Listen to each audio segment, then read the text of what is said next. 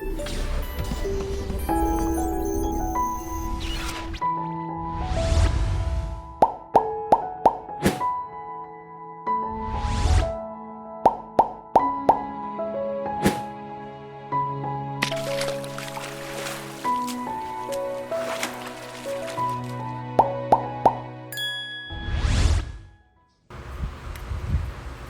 a todos, muito boa noite. Boa noite por cada um que vai chegar aqui para conversar com a gente para mais um Gole de Ciência.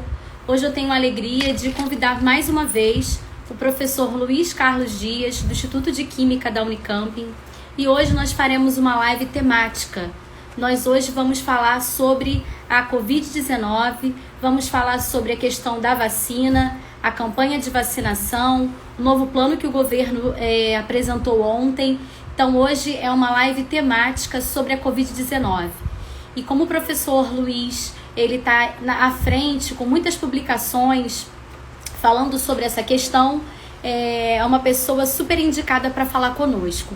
O professor Luiz já chegou, então eu vou chamá-lo.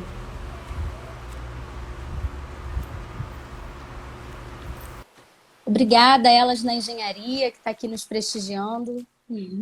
Tá bom. Então a gente segue assim, então vamos lá. Boa noite, né? Eu agradeço o convite mais uma vez. Sim. É um prazer enorme estar aqui presente com vocês e eu cumprimento também todos os presentes aqui nessa conversa, nesse bate-papo, né?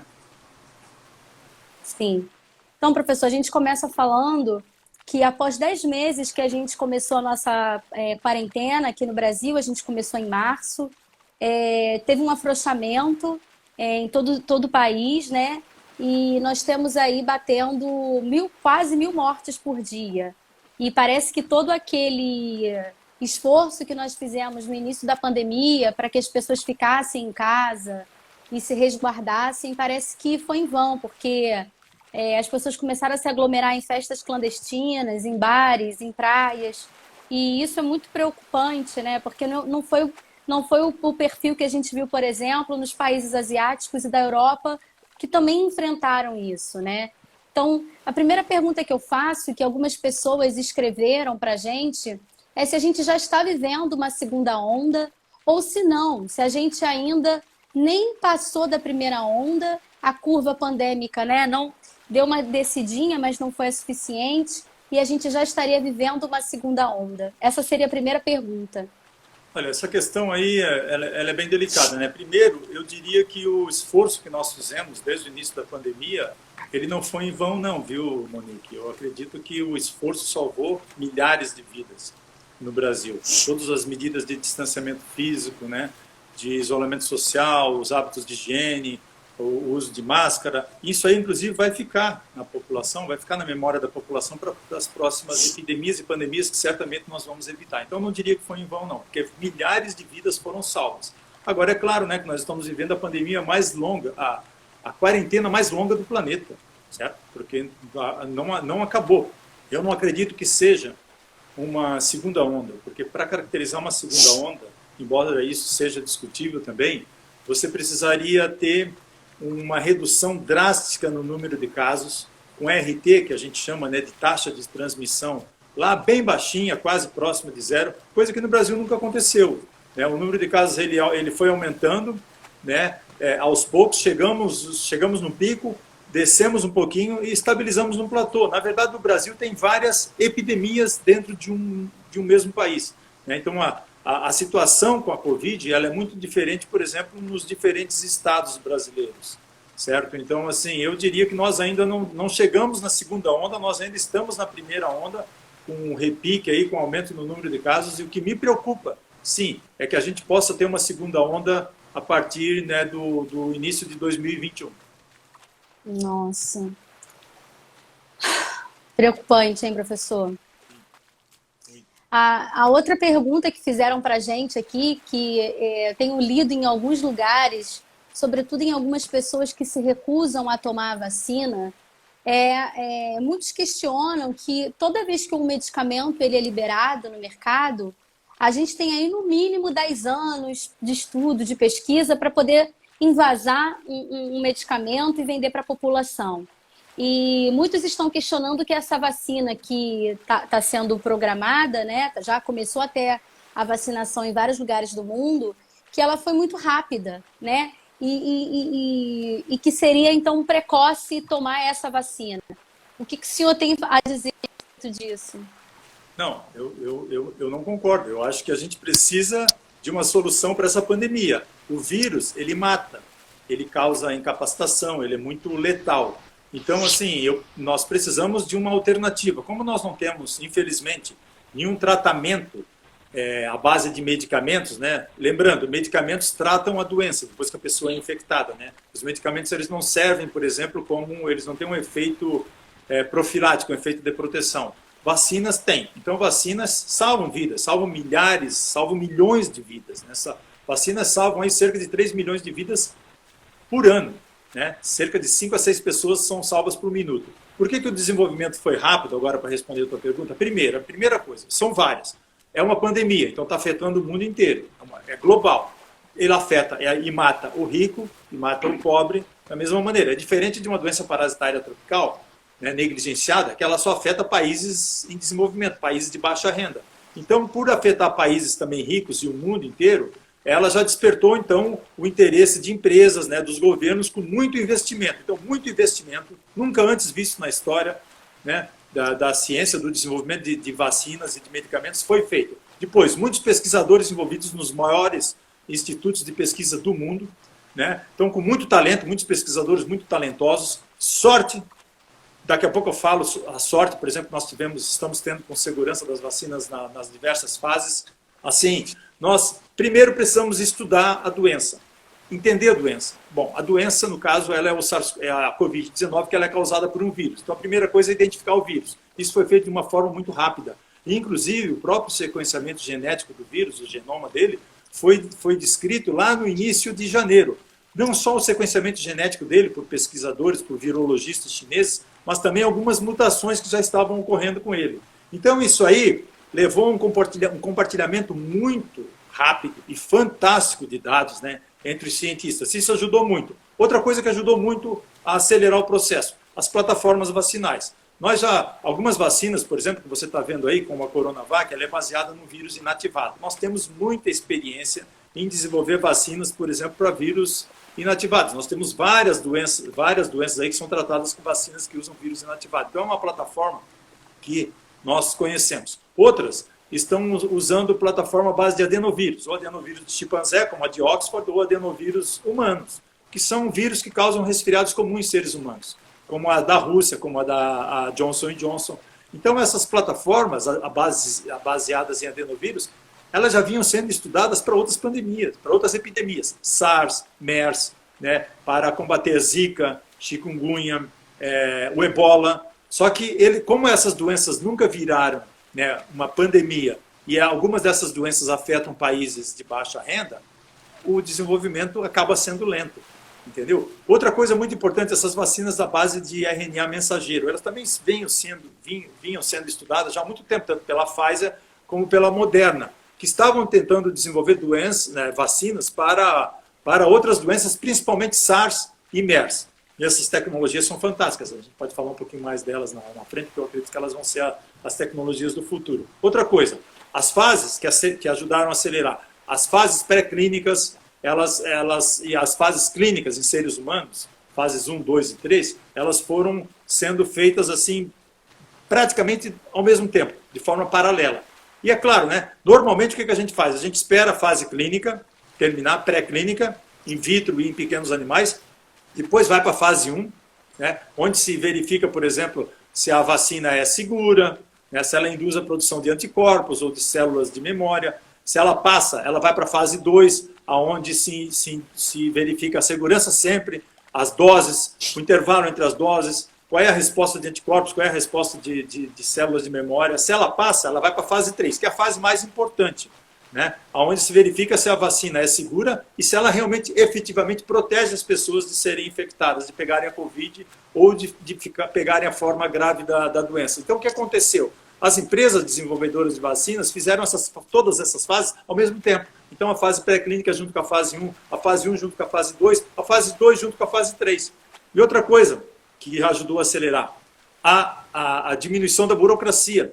né? Principalmente das agências regulatórias, que ao invés de esperar toda a fase pré-clínica, fase 1, fase 2, fase 3 terminar, para depois analisar, não. As empresas que desenvolvem as vacinas já encaminhavam os resultados das fases pré-clínicas, da fase 1, da fase 2, à medida que eles iam aparecendo e iam concluindo, entendeu? Então, as empresas regulatórias, no caso aqui do Brasil, a Anvisa, ela já fez essas análises prévias das fases anteriores. Agora, é claro, muita sorte, por quê? Essas principais candidatas vacinais, Monique, elas mostraram segurança, né? Os resultados de fase 1 e fase 2, eles mostraram, assim, muita segurança para essas vacinas com grande número de voluntários. Que, aliás, é outra coisa que ajudou muito. Teve muitos voluntários, porque como é uma pandemia, está afetando o mundo inteiro, você consegue voluntários no mundo inteiro para fazer, né? As fases 1 e 2. Agora, a fase 3, você precisa o quê? Você precisa fazer num local que é endêmico, assim, que tem muitos casos em que o vírus está circulando. Por isso que o Brasil foi um local ideal, por exemplo, para a realização dessas vacinas, né, em fase 3. Outra coisa também que está acelerando, que está ajudando a acelerar, as análises interinas na fase 3. Né? Ao invés de esperar, por exemplo, um ano para que um grande número de voluntários seja infectado, não. Eles estão, tem até questões éticas, né, que a gente deve considerar. Não, eles estão, por exemplo, esperando um determinado número de eventos, um determinado número de voluntários infectados, e aí eles abrem os estudos. Por exemplo, a Pfizer abriu com 131 voluntários infectados. A Coronavac vai abrir agora com 61 e vai abrir com 74 voluntários infectados. Então, eles vão fazer uma análise interina, que é uma análise preliminar, e verificar, por exemplo, aonde estão esses infectados. Tomara que o maior número deles esteja no grupo placebo, né? Porque a fase 3 ela é sempre feita com grupo placebo e com grupo controle. Um grupo toma uma candidata vacinal, o outro grupo toma um controle. E outra coisa, que é muito importante, Monique, a ciência avançou muito nesses anos. Então, o tempo que a ciência levava para desenvolver um medicamento, ou uma vacina, no caso, há 10, 20 anos atrás, não é o tempo hoje. Né? Nós estamos avançando, e esse é o caminho natural da ciência. Então, assim, esses são alguns dos casos, inclusive eu acho que esse aí vai ser um dos grandes legados da pandemia, né? Para o desenvolvimento das nossas futuras vacinas e para o desenvolvimento de medicamentos, porque normalmente o tempo é longo, né? Lembrando que a vacina mais rápida que foi desenvolvida até hoje foi a da cachumba, 4 anos e meio. Então é possível diminuir o tempo, certo, gente? Mas também tem outra coisa, algumas vacinas levam mais tempo, como HIV, como as vacinas para doenças parasitárias tropicais que são causadas por parasitas, porque tem muito a ver também com o ciclo de vida do parasita, com questão de resistências. Então tem uma série de outras coisas que a gente não está considerando aqui, né? Mas normalmente essas vacinas para vírus, o desenvolvimento é mais rápido e eu espero que seja cada vez mais rápido. Certo. Respondido, professor. Uma outra pergunta também que a gente tem para fazer é que algumas vacinas estão aí sendo testadas, né? A gente tem a própria vacina chinesa, a vacina de Oxford, a da Rússia. A gente tem aqui no Instituto Butantan, que a gente está reproduzindo, né, a chinesa, a Coronavac. E dessas vacinas, quais são as que a comunidade científica, baseada nos dados, né, coletados até agora, qual que a comunidade científica está apostando mais até o momento? Ou se não é o momento de apostar em uma, e sim em todas essas e continuar observando aí os dados? Olha, Monique, para a gente sair dessa pandemia como nação, como mundo, porque nós temos 7,8 bilhões de pessoas no planeta para vacinar, para proteger. Nós temos 212 milhões de pessoas aqui no Brasil. Não vai ser uma única vacina, não vai ser uma única formulação vacinal. Nós temos que torcer para todas as vacinas. Para a vacina Coronavac, que é do Instituto Butantan, em colaboração com a Sinovac, que é uma empresa chinesa. A vacina da Pfizer, que é uma vacina de RNA mensageiro, que é ótima. A vacina da Moderna, que também é baseada em RNA mensageiro. Nós temos que torcer para a vacina de Oxford, em colaboração com a AstraZeneca, que ela usa uma outra plataforma, né, que é a adenovírus de chimpanzé. Porque certamente, cada uma dessas vacinas, Monique, ela vai provavelmente funcionar melhor para um grupo específico da população. O que nós estamos vendo é que todas elas se mostraram seguras nas fases 1, 2 e na fase 3 estão se mostrando seguras. Então isso é ótimo. Efeitos adversos vão aparecer? Vão, para todas elas. Quando a gente passar a fazer as campanhas de vacinação em massa, porque aí a gente vai estar vacinando a população real. E quando você vacina a população real, o universo real, você está colocando ali pessoas que não entraram, que não foi possível, por exemplo, de você colocar nas fases 3. Né? A fase 3 ela é uma fase limitada, ela tem aí 20 mil voluntários, 30 mil voluntários, mas você não pode colocar todos os grupos ali. Você viu o que aconteceu com a vacina da Pfizer, né? Que teve problemas lá de alergia de pessoas, por exemplo, que têm problema de anafilaxia. Então, elas não vão poder, né, tomar a vacina da Pfizer, porque a vacina da Pfizer, que é de RNA mensageiro, ela é muito imunogênica. Ela dá uma resposta muito forte de anticorpos e de células de memória, o que é ótimo, é isso que a gente quer. Mas é claro que ela não vai servir para todos os grupos. Assim como a vacina da Coronavac, talvez ela não seja boa para proteger a população mais idosa. Nós ainda não sabemos isso. Né? O resultado de fase 3 é que vai dizer isso para a gente. Então, tomara que a Coronavac mostre boa eficácia, porque nós vamos precisar dela. Né? Tomara que a de Oxford mostre boa eficácia. Os resultados de fase 3 preliminares de Oxford, a eficácia não foi muito alta. Ela foi de 62%, quando os voluntários tomaram 2 doses, né? 2 doses inteiras. E aí eles cometeram um erro em um dos braços do estudo, e um dos braços do estudo, eles aplicaram uma meia dose na primeira dose e uma dose inteira na segunda.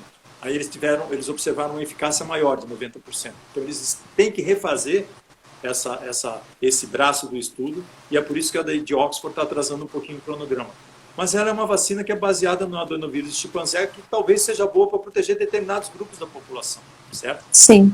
E a vacina, talvez, que eu acredito que possa proteger diferentes grupos, jovens e mais idosos, sejam essas vacinas baseadas em RNA mensageiro, tanto da Pfizer como da Moderna, pelos resultados de fase 1, 2 e os resultados que eles já descreveram agora de fase 3, né? Pelo menos preliminares, esse estudo da Moderna, que já conseguiu aprovação para uso emergencial nos Estados Unidos, no Reino Unido, no México, Canadá já está começando a vacinação também, os países da União Europeia vão começar todos agora, né, logo depois do Natal, com essa vacina da Pfizer. Então, eu acredito que essa, pela eficácia dela, 95%, é claro que é uma eficácia em fase 3. E outra coisa que tem que deixar bem claro para todo mundo aí que está ouvindo, né? A eficácia em fase 3, ela não necessariamente vai se transformar numa efetividade real. Quando a vacina é utilizada, por exemplo, para vacinar a população real, né? E aí você pega diferentes faixas etárias, diferentes raças, diferentes né, etnias, comorbidades, né, sexo. Então aí a eficácia dela cai. A efetividade real, que é o que a gente chama, ela é menor do que aquela eficácia normalmente de fase 3. Mas uma vacina com eficácia de 95%, que nem a da Pfizer, ela não vai cair, por exemplo, para 70%. Uhum. Ela vai continuar ali um pouquinho mais baixa. Já uma vacina como a de Oxford, já é um pouquinho mais preocupante, porque como ela já apresentou um resultado de eficácia de 62%, a efetividade dela pode ser menor. E a gente precisa de todas elas, porque cada uma delas vai servir para um determinado braço da população, um grupo, né? Nicho, e nós precisamos de muitas doses, né? Porque nós temos aí no Brasil 212 milhões de pessoas.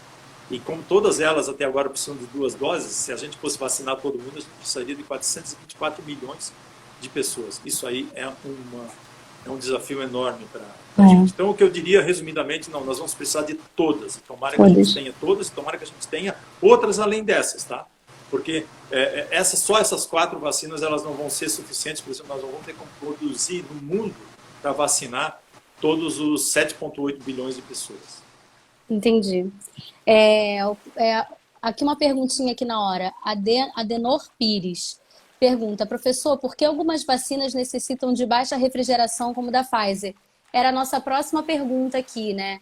Algumas vacinas, elas precisam ser armazenadas em baixa temperatura. Como que a gente vai fazer isso no Brasil, que é um país extremamente quente, né? Um país tropical? E como que a gente vai fazer, por exemplo, qual vai ser a logística para chegar essa vacina refrigerada em lugares, por exemplo, que a vacina só vai chegar de barco, como a região amazônica? E alguns lugares, eu estava lendo sobre a questão do gelo seco. Será que ele vai dar conta de refrigerar essa vacina? Obrigada pela pergunta também, Adenor Pires. Adenor, muito obrigado. É uma pergunta muito boa. Porque é o seguinte, assim, nós temos no Brasil o PNI, né, que é o Programa Nacional de Imunizações, aí Então, que é fantástico, né? Nós temos o SUS, que é responsável pelas campanhas de vacinação em massa aí. Então, o Brasil é modelo mundial para a campanha de vacinação em massa para todos os países com mais de 100 milhões de habitantes. Ninguém faz o que o Brasil faz aqui, em termos de vacinação em massa, já há muitos anos. Então, nós somos modelo para o mundo. Agora, a nossa rede de frio, que a gente chama, ela está organizada de modo a que as vacinas sejam mantidas nas temperaturas de geladeira comum aí, que vão de 2 a 8 graus. Tá? Então, essa estrutura nós temos no Brasil. Quais vacinas que precisam de uma temperatura nessa faixa? A de Oxford, a da Coronavac, né? Provavelmente a da Johnson Johnson, eu não lembro dessa informação, mas provavelmente sim, porque ela é de adenovírus. Então, essas vacinas, que são de adenovírus ou de vírus inativado, né? Porque nós não vamos ter vírus atenuado, por exemplo, sendo usado para o SARS-CoV-2, porque não tem como você usar o vírus atenuado, o SARS-CoV-2, ele tem que ser inativado. Tá? É impossível usar o vírus atenuado para essa, porque ele é muito infeccioso. Então, o que acontece? Essas vacinas elas vão ser mantidas nessa rede de frio normal que a gente já tem aí no Brasil. As que precisam de temperatura baixa, Adenor, são aquelas que são baseadas em RNA mensageiro, né, que são as vacinas da Pfizer e da Moderna.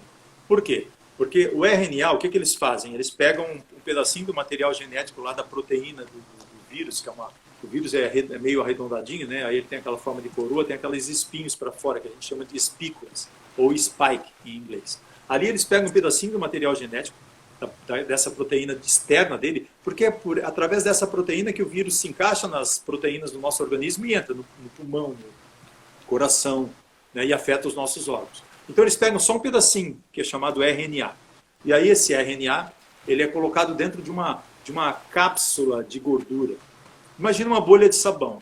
Aí uma bolha de sabão, como se você conseguisse colocar lá dentro da bolha de sabão, né, um pedacinho do material genético do vírus, e a membrana de fora da bolha de sabão fosse uma capa de gordura. Parecida como é a capa de gordura do vírus.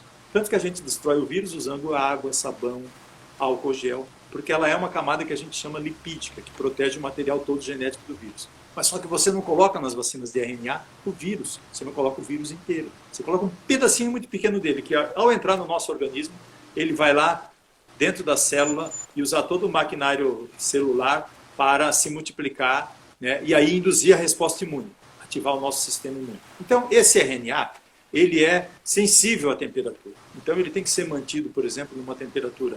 A da Pfizer é menos 70 graus, a da Moderna é menos 20 graus. Por que se as duas são RNA, qual é a diferença? É porque a camada lipídica que protege a vacina da Moderna, ela é um pouco mais resistente do que a camada lipídica que protege a vacina da Pfizer. Isso aí, com o tempo, nós vamos evoluir, certamente vai melhorar de modo que todos possam ser armazenados em uma temperatura menor. Mas, enfim,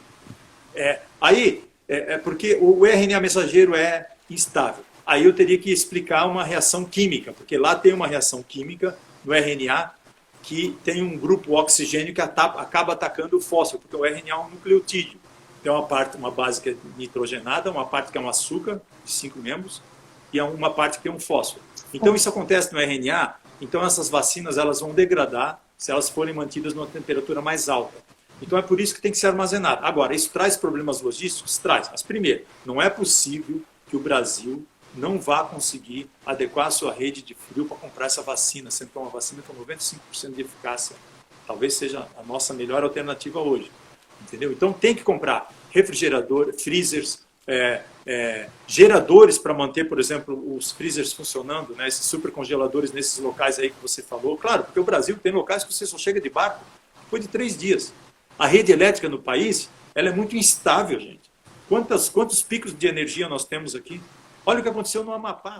Isso que eu ia falar agora. Poucos dias, olha o que aconteceu no Amapá. Então, a rede elétrica é instável. Então, nós vamos precisar de uma rede de frio, nós vamos precisar de supercongeladores, nós vamos precisar de freezers, nós vamos precisar de geradores, né, para manter esses equipamentos funcionando. Claro, nós vamos precisar, né, você falou gelo seco. A Pfizer desenvolveu uma embalagem especial para a vacina dela, em que eles conseguem manter durante 15 dias, por exemplo, com o uso de gelo seco. Né? E nós químicos sabemos, nós usamos gelo seco todos os dias no laboratório. Agora, tem gelo seco para abastecer o mundo inteiro? Não. Então nós vamos ter que, de alguma forma, o mundo vai ter que produzir aí gelo seco. Mas não só gelo seco, Monique, porque seringas, agulhas, os frascos que vão às seringas, aquelas vacinas que já não vierem na agulha e na seringa, né? Que algumas podem vir, então, provavelmente a do Coronavac parece que já vem prontinho. Mas as outras vêm no frasquinho de seringa, aí tem a tampa. Então, olha só, aqui para o Brasil, eu falei lá, né, 424 milhões de doses para vacinar todo mundo, não vai ser vacinar todo mundo, mas você precisaria de 424 milhões de tudo isso aí.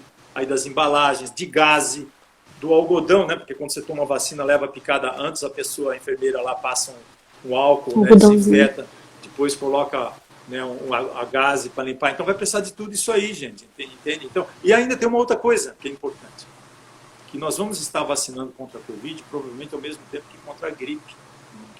Porque normalmente a vacinação da gripe começa a ir para maio, abril, por aí. Então é claro que elas não vão ser feitas aí, vão estar sendo feitas concomitantemente, mas precisa ter muita organização. E o mundo inteiro está lutando por isso, está procurando isso aí. Nós vamos precisar equipar os nossos aviões com câmeras frias, os aeroportos, os caminhões, né, para realizar os transportes, os nossos postos de saúde. Então vai ter realmente uma logística enorme aí que tem que ser muito bem pensada. Mas a razão de manter a baixa temperatura é devido à instabilidade do DNA, que inclusive, lá no começo, os cientistas questionavam muito se a gente ia conseguir preparar uma vacina se o RNA ia sobreviver, por exemplo, né, no nosso organismo, com uma temperatura entre 6 graus em média, né? Mas, felizmente, isso aí está funcionando muito bem e vamos torcer para que nenhuma delas apresente nenhum efeito adverso muito grave e que a gente possa realmente ter vacinas à base de RNA mensageiro, que vão ser as plataformas do futuro. Mas o gelo seco não chegaria nessa temperatura, chegaria? Não, é que assim, ó, normalmente você precisa...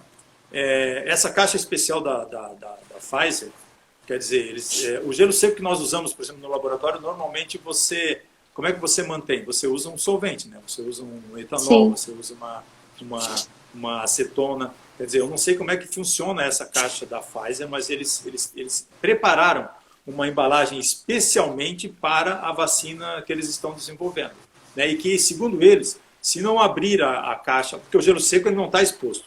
Então, o gelo seco ele está, por exemplo, misturado lá dentro, protegido, né? Provavelmente com um solvente desses, etanol, acetona. E aí ele fica, por exemplo, embalado, entendeu?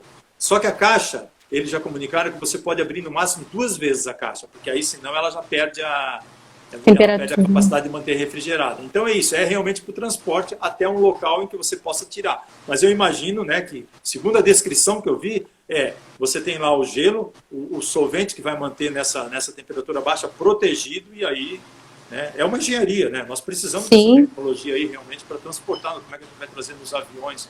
Né? Não vem para o navio, vem nos aviões. Como é que a gente vai manter nos aeroportos e nos caminhões para levar para os distintos locais? A gente vai precisar disso aí. Eu estava vendo no jornal que algumas empresas aéreas, né, elas já se prontificaram em fazer tipo esse táxi aéreo das vacinas, né, para poder agilizar esse processo e tal. Muitas já estariam separando algumas das suas viagens para esse destino, né, sem passageiros.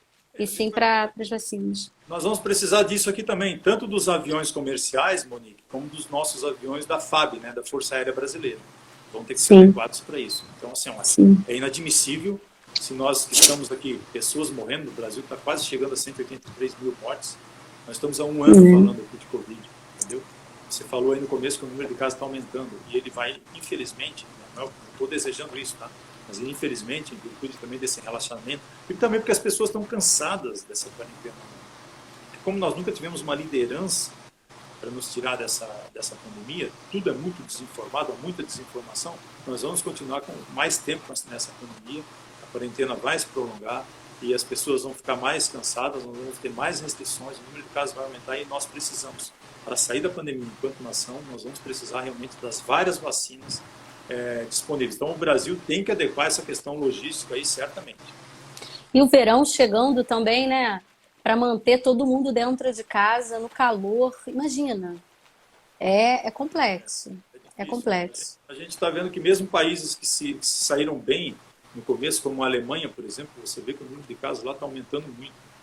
Como não existe tratamento precoce, não existe medicamento, infelizmente, que funcione para evitar ou para minimizar os danos, por exemplo, evitar que você fique doente mais grave, nós realmente só vamos sair dessa pandemia com uma campanha de vacinação em massa. Por isso que a gente precisa, assim que a gente tiver vacinas, porque olha só, nós ainda não temos vacinas aqui no Brasil, tá? Nós ainda não temos a vacina da Pfizer, nós ainda não temos a vacina de Oxford. A vacina de Oxford a gente não pode nem chamar de vacina ainda. A mesma coisa a Coronavac, nós não podemos chamar de vacina porque ainda não foram aprovadas em fase 3, nem na análise preliminar. Só podemos chamar de vacinas depois que elas forem aprovadas. Só que nós não temos ainda essas vacinas aqui. Então é necessário primeiro esse entendimento, né? Que nós precisamos da vacina para depois iniciar a campanha de vacinação. Mas antes, a gente precisa fazer uma campanha de conscientização da população brasileira para uma adesão alta às campanhas de vacinação contra a Covid, quando nós tivermos as vacinas disponíveis. Sim.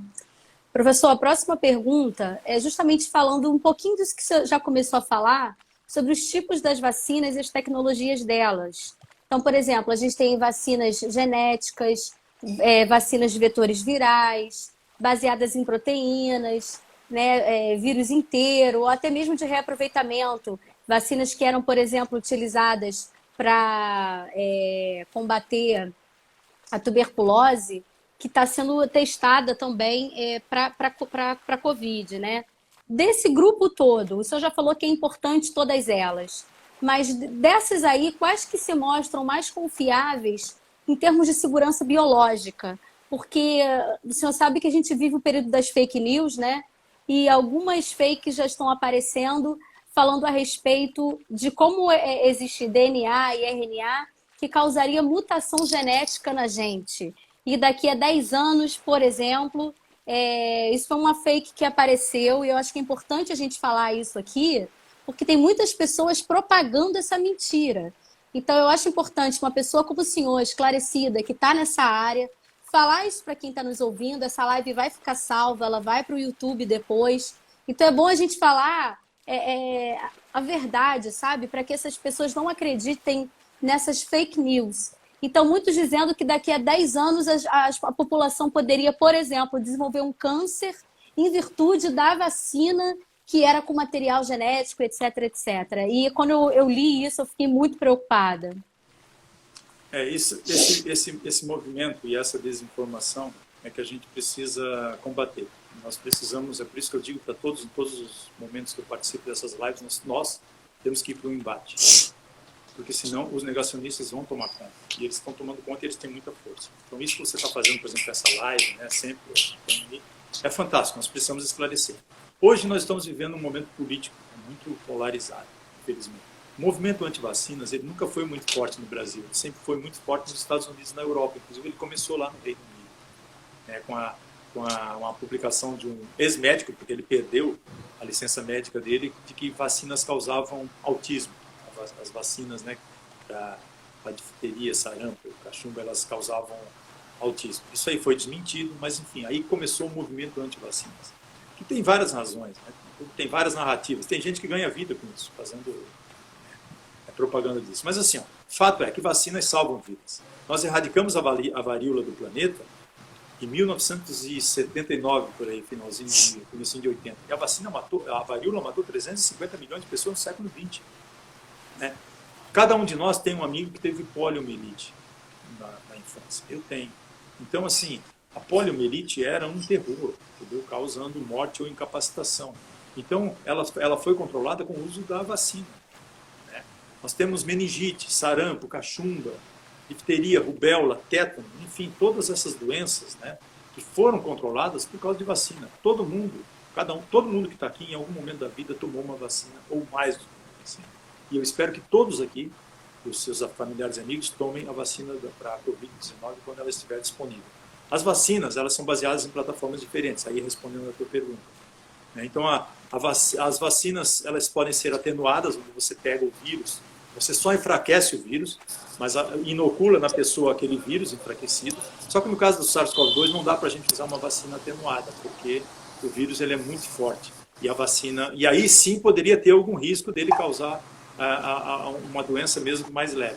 Então, vacinas atenuadas, por exemplo, você já tomou da cachumba, deixa eu ver, febre amarela, a poliomielite oral é uma vacina atenuada. A poliomielite tem duas, né? Ela tem, a oral é atenuada e ela tem uma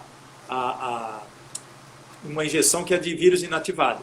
Então, as atenuadas são deixa eu ver, herpes zoster, da sarampo, rubéola, febre amarela, cachumba, a polio oral. A que você citou aí, a BCG? A BCG é uma vacina atenuada que, inclusive, está sendo estudada para ver se tem algum efeito, por exemplo, agora para a Covid-19, inclusive no Butantan. Então, essas são atenuadas. Nós não vamos ter vacinas atenuadas para combater a Covid-19, mas nós temos as inativadas, que nem a Coronavac. Essa vacina, ela pega o vírus, precisa de um laboratório de alto nível de segurança, e aí você inativa o vírus com calor ou com reagentes químicos. É como se você matasse o vírus. O termo matar não é correto, porque o vírus não é vivo, não é um organismo vivo, né? Então a gente usa o termo inativado. Mas popularmente seria isso, você mata o vírus. Então, se você mata o vírus, você impede que o vírus se replique no organismo e cause a doença. Só que você injeta no corpo a informação genética do vírus, que a informação genética é aquela mesma que vai lá na vacina de RNA, é a mesma que vai em outras vacinas, que é o material genético lá da proteína espícula do vírus, que é aqui o nosso organismo, a gente quer enganar o nosso organismo, para quando essa parte do vírus entrar no nosso organismo, o vírus, opa, tem um corpo estranho, tem uma coisa estranha aí. Então o vírus, aí o nosso organismo, o nosso sistema imune ativa os anticorpos vão todos para lá, para se grudar e para neutralizar esse vírus. É assim que as vacinas funcionam. Aqueles anticorpos que não conseguirem se ligar no vírus, por exemplo, que não conseguirem impedir que o vírus entre na nossa célula, aí o vírus entra na nossa célula, começa a se multiplicar. Aí é por isso que a gente precisa de outra resposta imunológica, que são as chamadas células, os linfócitos T, que são as células TCD4 e as células TCD8. E as células TCD8, elas são citotóxicas. O que elas fazem? Elas são tipo células suicidas. Aquelas células nossas que foram infectadas pelo vírus, que os anticorpos não deram conta de evitar que eles entrassem nas nossas células, elas estão cheinhas de vírus.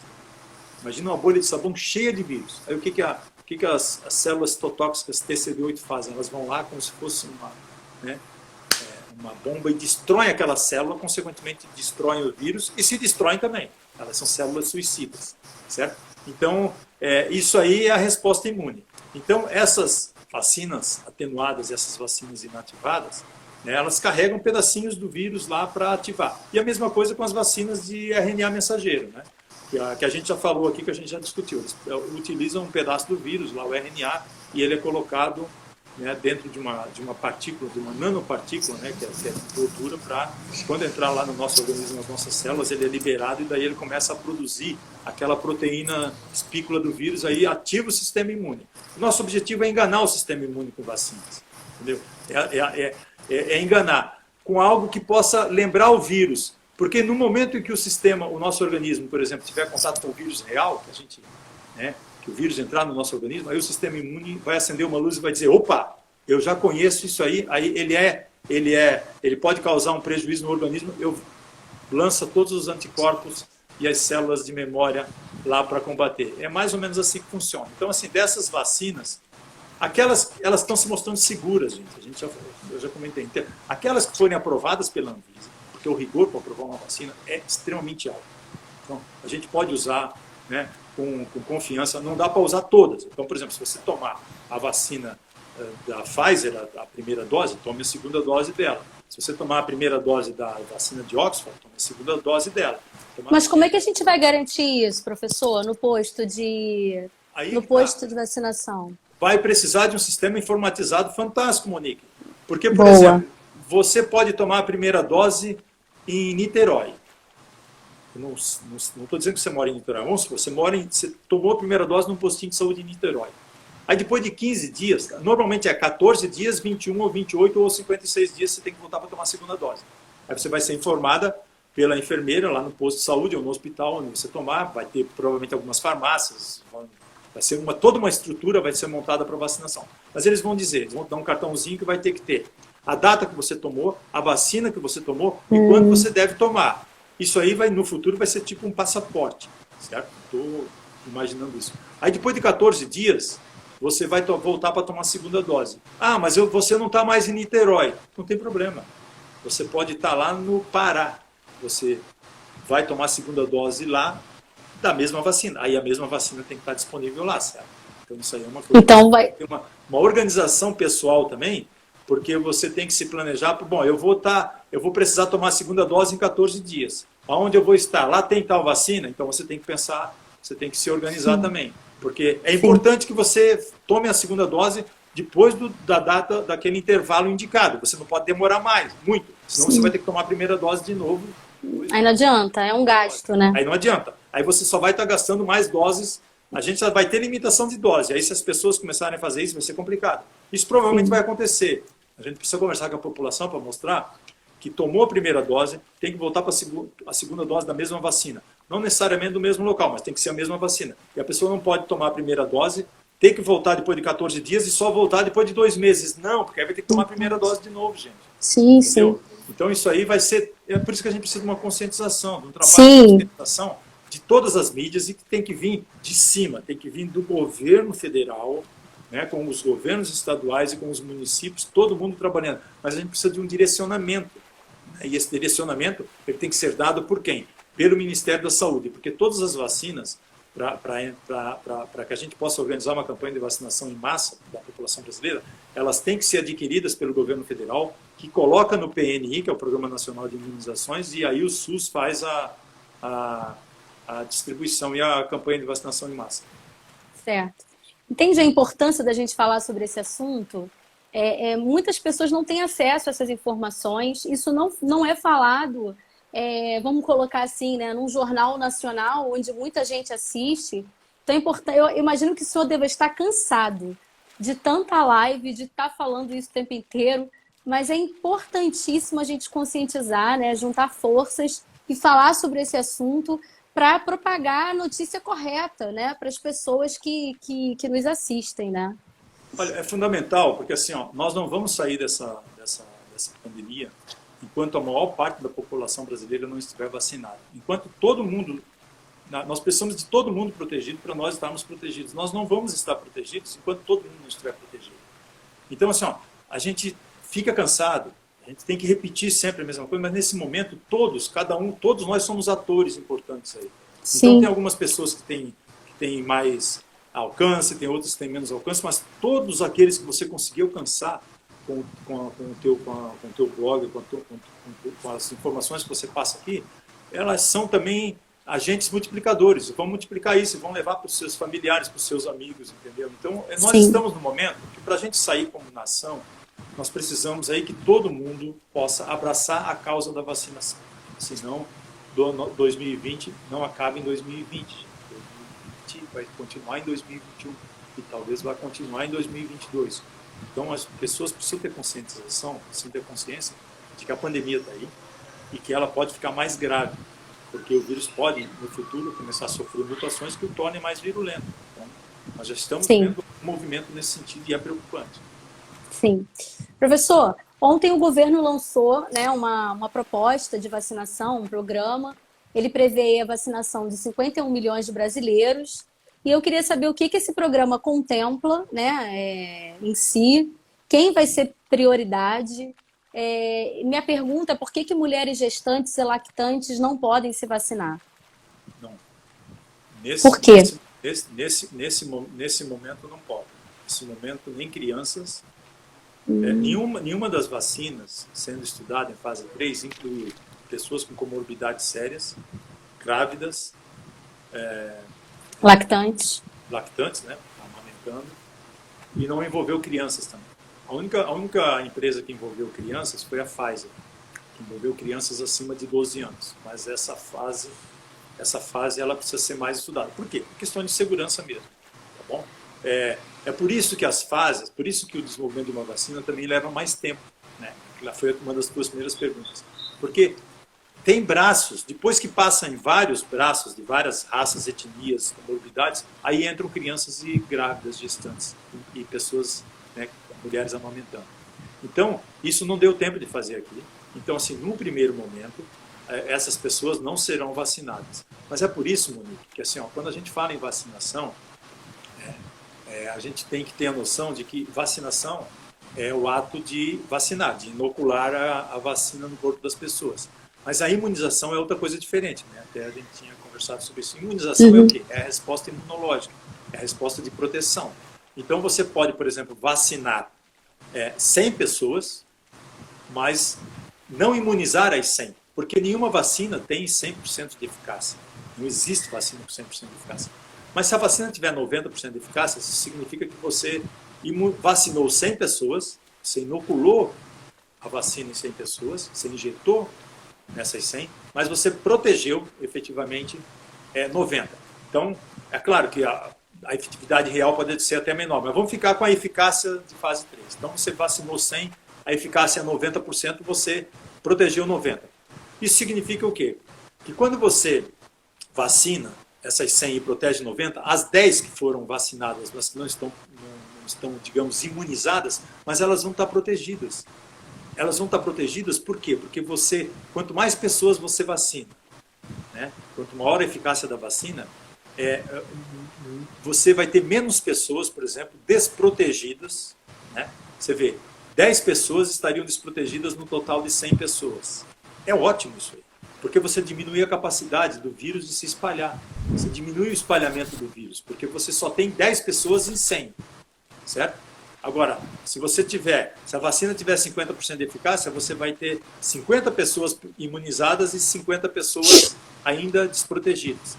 Então, quando você vacina muita gente e você imuniza muita gente, sendo a eficácia alta, você acaba protegendo aqueles grupos que não podem se vacinar, como as grávidas, como as lactantes, como as crianças, como pessoas, por exemplo, que têm câncer, que não podem tomar algumas vacinas, como pessoas que têm HIV, que não podem tomar algumas vacinas, que têm resposta tóxica, entendeu? Pessoas que têm comorbidades muito sérias. Então, quanto maior o número de pessoas que você vacina, ou seja, quanto maior a sua cobertura vacinal, protege quem não pode. Pessoas imunizadas e, consequentemente, menos buracos você deixa na população de pessoas não vacinadas, não imunizadas. Então, é fundamental isso. Então, essas pessoas aí, né, elas não vão ser inclusas, elas não foram inclusas em nenhum ensaio de fase 3, e nem poderiam, porque os ensaios de fase 3, como a gente falou que no começo estão sendo feitos de forma acelerada, elas seriam, né, colocadas posteriormente. Agora, tem uma coisa importante aí, que essa vacina está sendo testada em milhares de voluntários, cada uma delas. E certamente vão aparecer muitas mulheres que engravidaram, né, nesse processo, certo? Porque não está proibido para nenhuma voluntária, por exemplo, engravidar no processo. Ela não pode estar grávida quando toma vacina, mas existe uma recomendação, não engravidar, mas a gente sabe que provavelmente vai aparecer muitas mulheres, por exemplo, grávidas, né, nesse processo. Então, essa informação ela pode ser, né, útil, de repente, para ter uma ideia, por exemplo, da segurança dessas vacinas. Mas, normalmente, grávidas, lactantes, crianças, elas não são mesmo incluídas. O que a gente conta é alta cobertura vacinal, alta eficácia das vacinas para proteger todo mundo, e principalmente quem não pode tomar as vacinas nesse primeiro momento. Ou seja, é um pacto social, né? Exatamente. É uma questão de responsabilidade, é uma questão de empatia, né? Quando não pode ser uma decisão individual. É uma decisão individual o seguinte: se eu tenho um câncer e eu tenho um medicamento ou uma vacina, eu resolvo tomar ou não. Agora, como é uma doença que é fatal, que mata as pessoas, que tem um grande espalhamento, eu acredito que a decisão, uma decisão individual, se ela influenciar na saúde coletiva, ela deve ser repensada.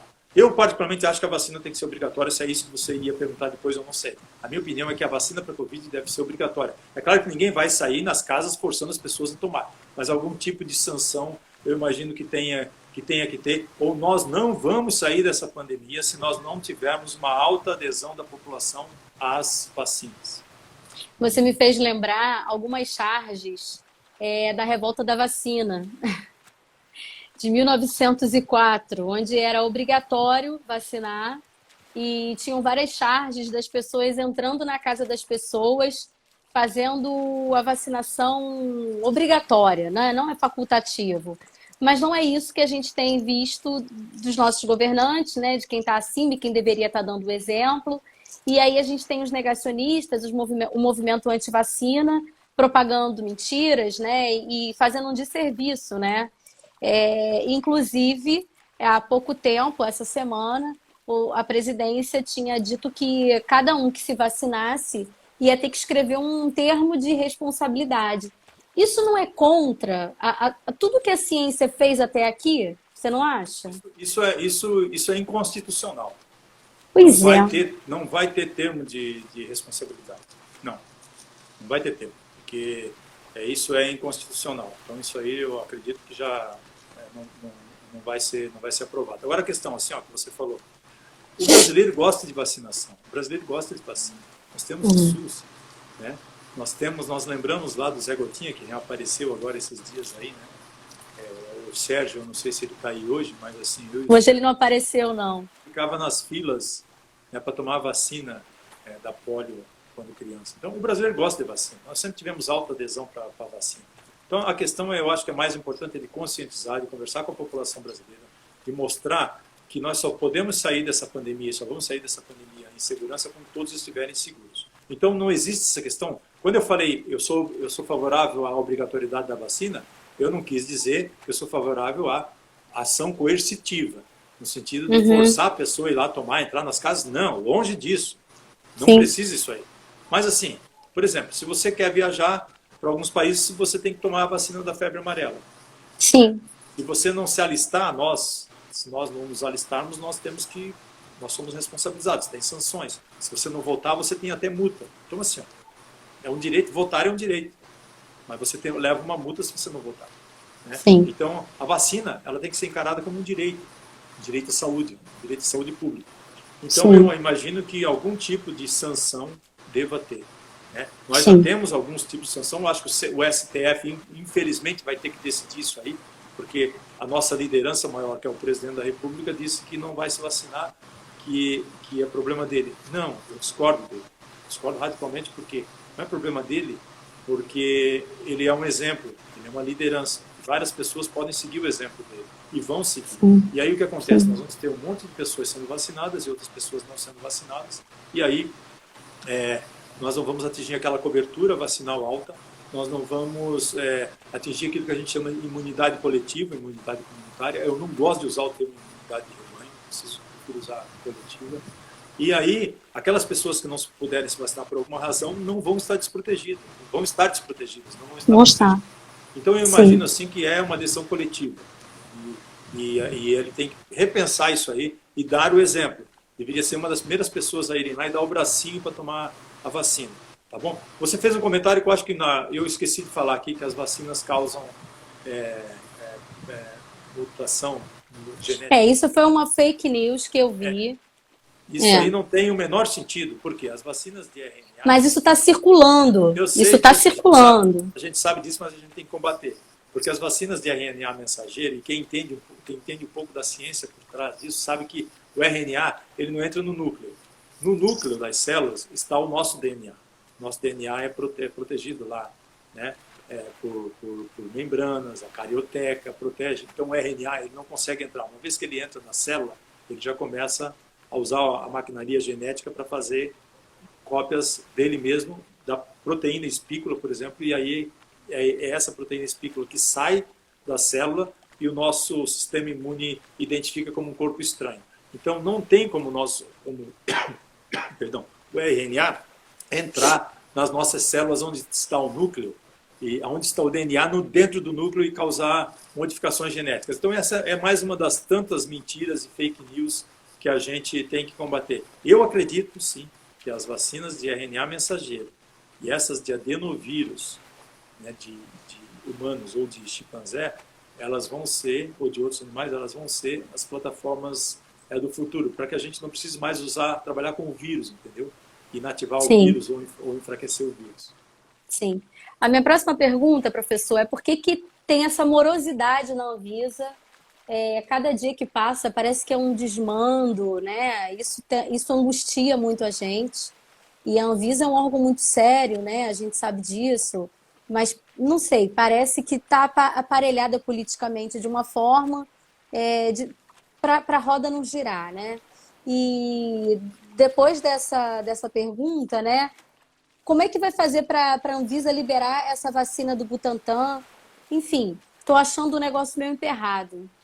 Olha, a Anvisa, ela tem que se... Bom, primeiro, é a Agência Nacional de Vigilância Sanitária e ela que é responsável pela regulação, né, na área de medicamentos, de vacinas, né? Então, assim, nós não vamos ter uma vacina usada em campanhas de vacinação em massa no Brasil sem autorização para uso emergencial ou registro da Anvisa. Então, isso é importante. A Anvisa é um órgão de Estado, ela não é um órgão de governo. Então, ela tem lá o seu corpo técnico, que é muito bom. Eu conheço muita gente que trabalha na Anvisa, do corpo técnico, que eu diria para você que é realmente uma instituição fantástica que a gente pode confiar. O problema é que agora, particularmente nesse governo, ela vem sendo aparelhada, né, sendo que tem 3 hoje membros dos 5 diretores, né, do conselho que tomam as decisões lá, que foram colocados lá pelo presidente, sempre são colocados pelo presidente, só que eles não têm formação científica, não têm formação técnica na área. Então, isso aí é ruim, mas eu acredito, né, eu confio muito que a Anvisa vá atuar de forma republicana, de forma independente, de forma isenta e vá colaborar com a sociedade brasileira no sentido de acelerar, né, todas as análises, né, das fases aí envolvidas para aprovar uma vacina. Então, eu prefiro acreditar na Anvisa, nós temos que confiar nas nossas instituições. Então, por mais que a gente saiba que tenha ocorrido algum tipo de emparelhamento aí, eu espero que as pessoas presentes lá, né, nesse corpo do Conselho da Anvisa atuem de forma absolutamente republicana nesse momento, que o país precisa disso e a população toda também está acompanhando. A questão da Coronavac é que, assim, nós ainda não temos uma vacina e a Anvisa ela tem que dar o mesmo tratamento para todas as vacinas, independente se a escolha foi do governo federal ou do governo estadual. Entendeu? Nós estamos falando aqui em saúde pública, em vidas de pessoas, certo? Então, não é momento, por exemplo, da agência privilegiar uma ou outra vacina. Então, o que aconteceu é que um estudo, né, houve um caso relatado de uma morte de um paciente no braço que tomou a vacina da Coronavac, e é normal, por exemplo, isso aí, o estudo separado, interrompido, né, provisoriamente, para que se avalie se há uma relação de causa e efeito, ou seja, se foi a vacina que causou a morte ou um efeito adverso grave. Foi um suicídio, então, uma vez que você mostra, por exemplo, que não há uma relação causal, volta aos estudos de fase 3. Né? A Anvisa agora deve receber em breve, ela deveria receber até o dia 15, mas ela deve receber até o dia 23 toda a documentação do Butantan com relação ao Coronavac. Então, de fases 1, 2, 3.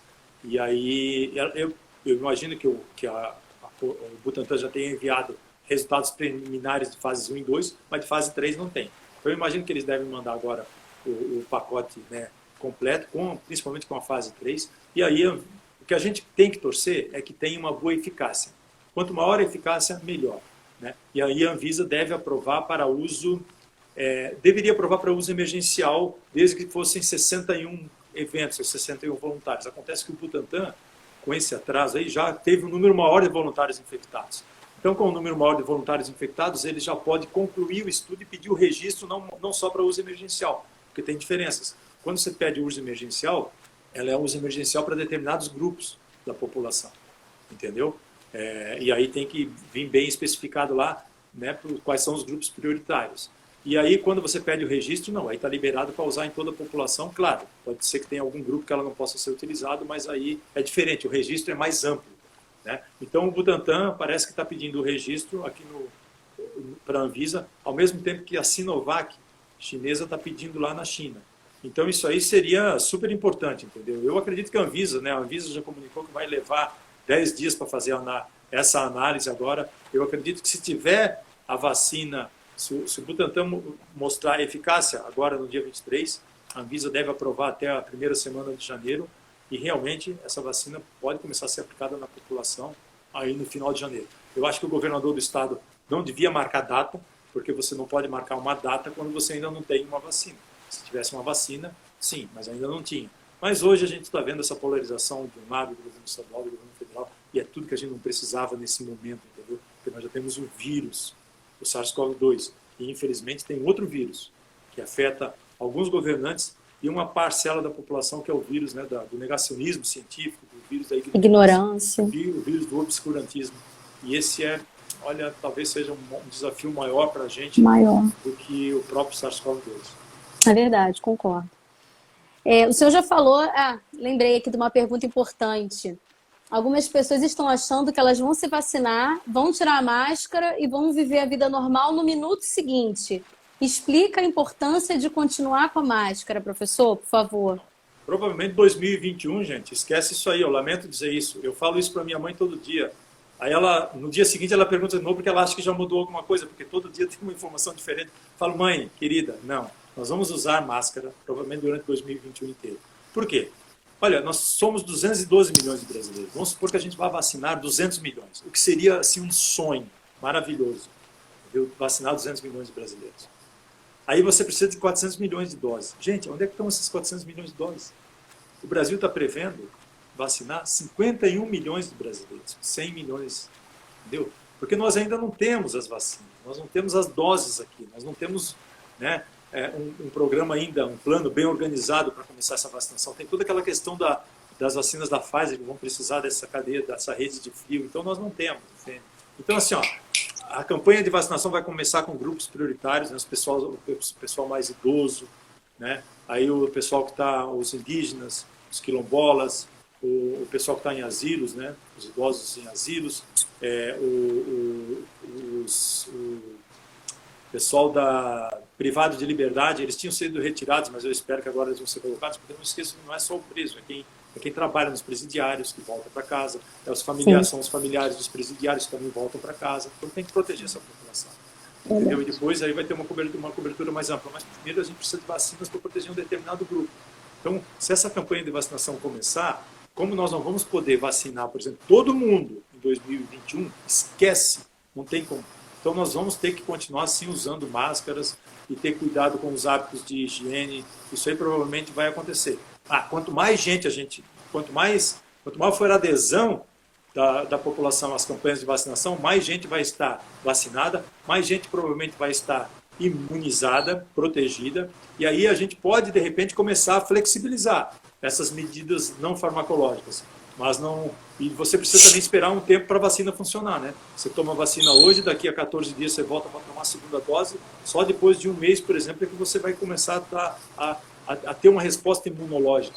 A resposta ela não é no dia, entendeu? Você não toma hoje e pronto, aqui não entra mais, não. E nós também não sabemos, gente, se as vacinas elas vão ser esterilizantes, por exemplo, se elas vão impedir o vírus de entrar no nosso organismo, se elas vão impedir a gente de ser infectado, ou se elas vão apenas proteger a gente no sentido de que se a gente pegar o vírus, a doença não ficar tão grave, por exemplo, não causar mortes. Então pode ser que ela nos proteja, que ela transforme a Covid-19 naquela gripezinha, aquele resfriado. Já estaria ótimo, né? Mas o ideal seria o quê?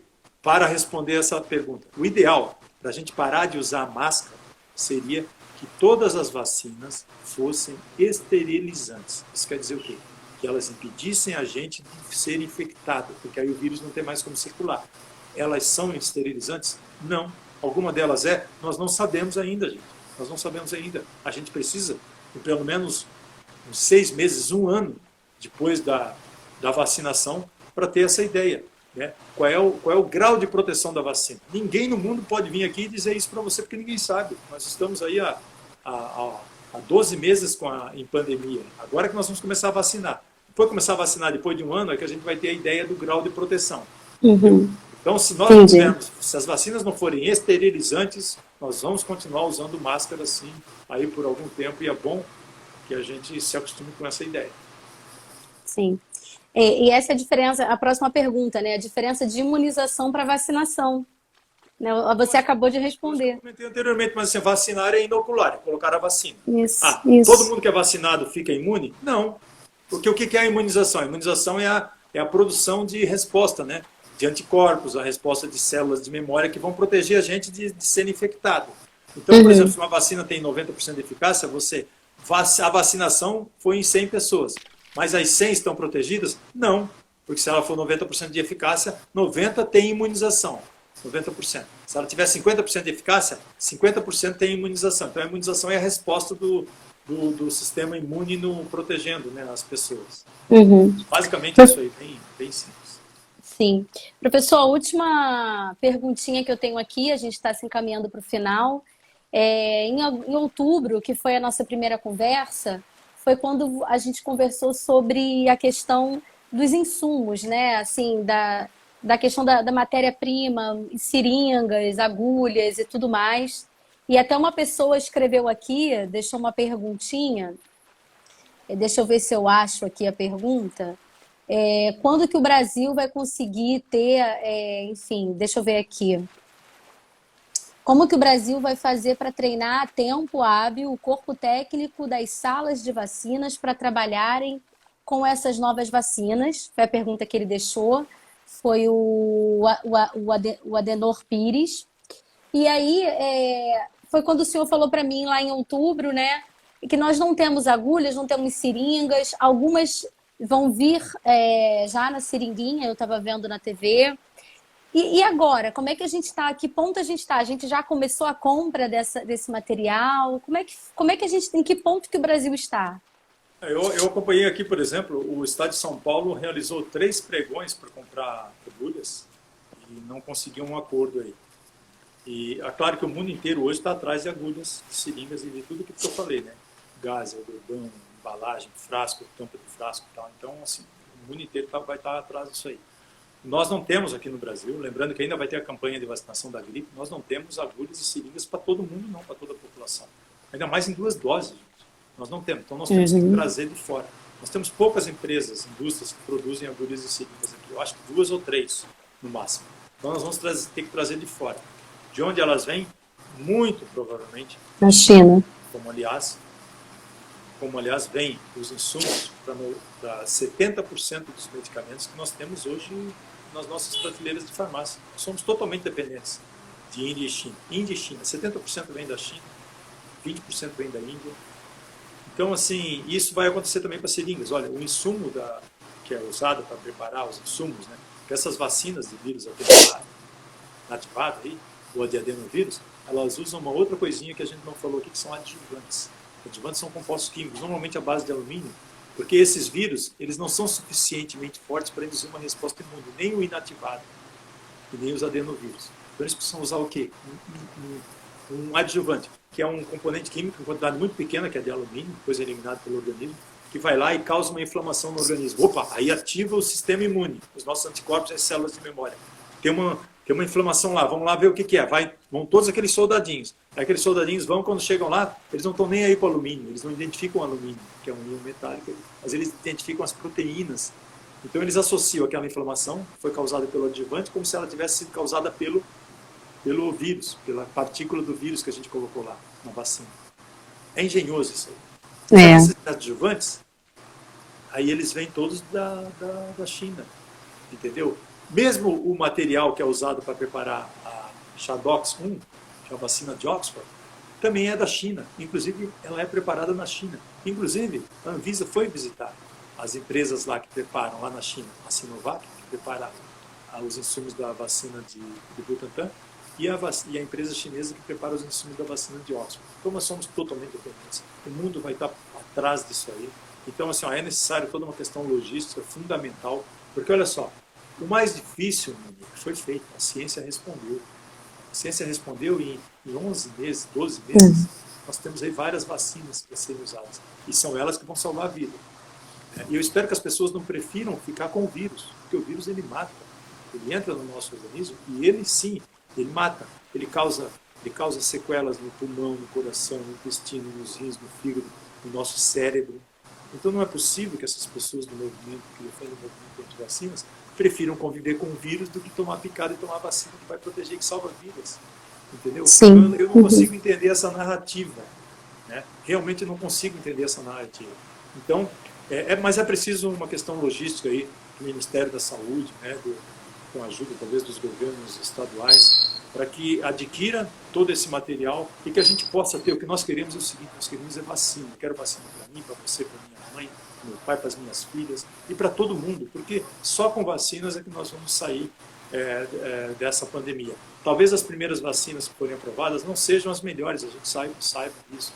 Talvez, né, a segunda não seja melhor, mas a gente vai aprender muito com as primeiras vacinas e a gente já vai poder flexibilizar um pouco essa questão, né, para a gente começar a sair dessa pandemia. Nós estamos aí, ninguém aguenta mais isso, né, pessoas estão morrendo. nós estamos a 183 mil mortes, crianças sendo afetadas, sendo internadas, aumento de casos de crianças. Não dá, gente. Nós precisamos, Sim. cada um de vocês que está aí, ó, levar essa mensagem para todos da sua família, para todos os seus amigos, procurando a informação correta, procurando esclarecer. Nós precisamos ir para o embate e combater o negacionismo, o obscurantismo, o movimento anti-vacinas. Professor, me veio uma última pergunta aqui que não estava no nosso script, mas ontem eu estava conversando aqui em casa com meu marido e tem uma vacina que Cuba desenvolveu e não tem sido falada nos noticiários e que ela se propõe a vacinar toda a América Latina. Você já ouviu sobre essa vacina desenvolvida por Cuba? Eu ouvi falar, mas assim, Monique, ó, você precisa, né, num momento como esse, nós precisamos do quê? Nós precisamos do método científico. Nós precisamos nos basear em informações científicas, né, sólidas. Qualquer tipo de tratamento que a gente for usar, ele tem que ser baseado, né, em evidências científicas sólidas, robustas. Então, eu não vi, olha que eu acompanho, eu leio tudo que sai sobre vacinas, sobre medicamentos. Eu não vi nenhum trabalho, nenhum artigo publicado sobre essa vacina ou sobre outras, por exemplo, outros tratamentos que tenham surgido aí. Então, primeiro que a gente precisa, por exemplo, é o do trabalho publicado, porque nós questionamos muito em vários momentos a Universidade de Oxford, a AstraZeneca, a Moderna, o próprio Butantan, fazem uma propaganda danada. Algumas delas, inclusive, tiveram as suas ações na Bolsa, né, indo lá para cima. Sim. Mas divulgam resultados em conferências de imprensa. Não é assim que tem que ser. A gente precisa de resultados publicados em periódicos, em revistas, né, conceituadas, que sejam avaliadas por pares. A gente sabe como é que funciona isso, né, por outros cientistas, para que a gente possa avaliar. Então, o que eu posso te dizer é isso, entendeu? Aquilo que não é publicado nos periódicos científicos de circulação internacional, a gente não tem acesso, né? Você vê a vacina da Rússia aí, a gente está com dificuldade para conseguir acesso às informações, né, eles publicaram o resultado inicial, mas os resultados agora posteriores de fase 3 ainda não foram publicados, assim como o da Coronavac ainda não foi, que eu espero que seja, né, publicados logo. Então a gente precisa disso. A gente precisa desse tipo de informação disponível para todos os cientistas do mundo inteiro para poder analisar. Se a gente não tiver isso, a gente não tem como avaliar, entendeu? Então, assim, o que nós temos que defender é o método científico, os trabalhos publicados com evidências científicas, né, que suportem aquele imunizante, né, no caso essa vacina. O que eu quero, o que a gente tem que torcer é que assim, ó, um número maior de vacinas. Tem várias outras vacinas sendo estudadas aí. Tinha mais de 200 vacinas, candidatas vacinais sendo estudadas. Várias já não estão sendo mais, porque elas já tiveram problemas na fase 1 e 2 de segurança, já foram descartadas. Outras vão começar. Nós temos vacinas, por exemplo, ensaios pré-clínicos, in vitro, in vivo, de fase 1, começando a ser estudada aqui no Brasil. Então nós vamos ter no futuro muitas outras possibilidades, porque o vírus ele não veio para ir embora, não. Ele vai continuar com a gente, né? E ele tem sofrido mutações, as mutações ainda não o tornaram mais virulento, mais letal, mas elas estão ocorrendo, né? E tomara que a gente consiga controlar esse vírus antes que ele mude, né, para uma linhagem, para uma cepa mais virulenta. Uhum. Bom, professor, eu só tenho que agradecer mais uma vez o seu tempo, a sua disponibilidade. Isso é muito importante, ter pessoas que têm a disponibilidade para falar aqui na nossa página. Eu sou muito grata a todos os professores que aqui passam. E o senhor é uma pessoa muito importante, né, porque está nessa linha de frente e trouxe muita informação rica para o nosso público. Eu agradeço a todos que aqui estão até agora nos assistindo. Alguns comentários, que a live foi muito legal, muito instrutiva, e eu fico muito feliz de estar prestando esse serviço aqui para os seguidores do Inclusive Química. Eu vou pedir para o senhor fazer um sorriso, para a gente tirar a nossa foto.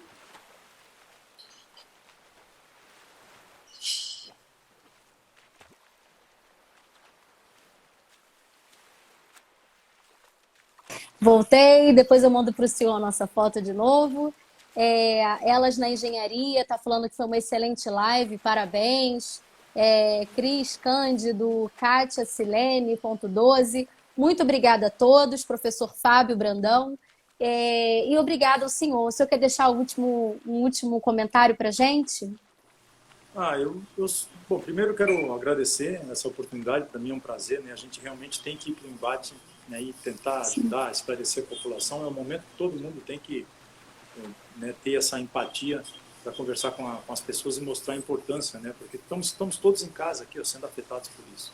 O Brasil tem enormes desigualdades sociais, a pandemia está mostrando isso, né? E aí nós estamos aí, né, desmatando o país, desmatando a Amazônia, provocando queimadas, e a gente tem que pensar que futuro que a gente quer, né? Para a gente, para os nossos filhos, para os nossos netos.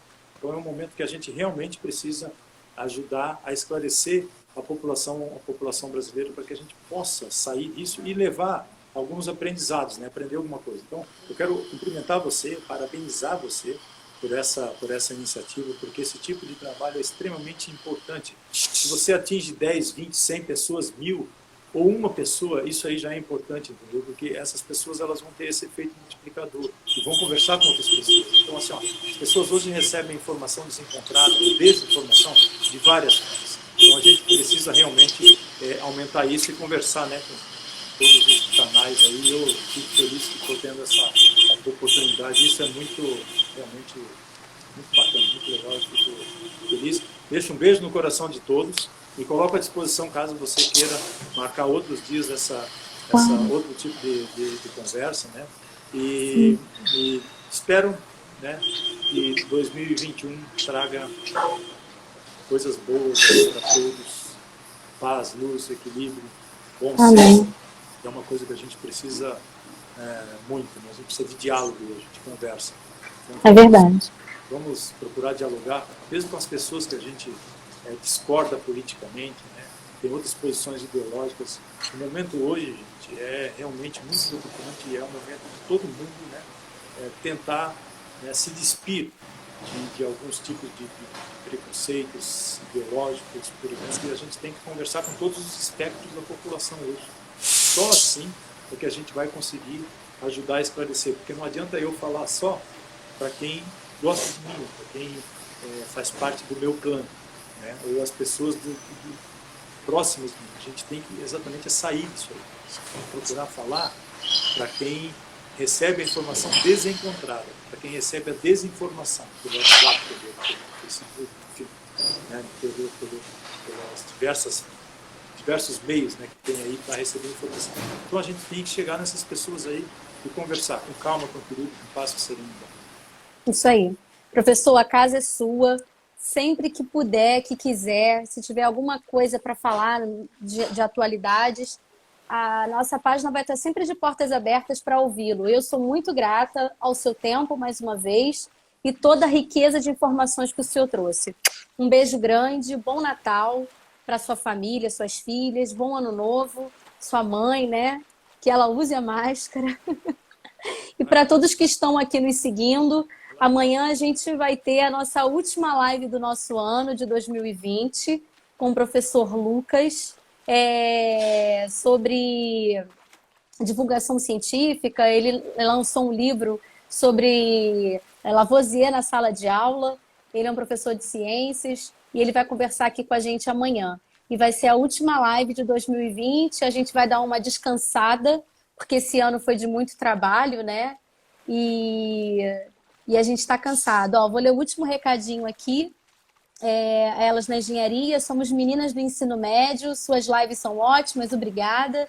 Conseguimos acompanhar e entender bem. Parabéns pela didática.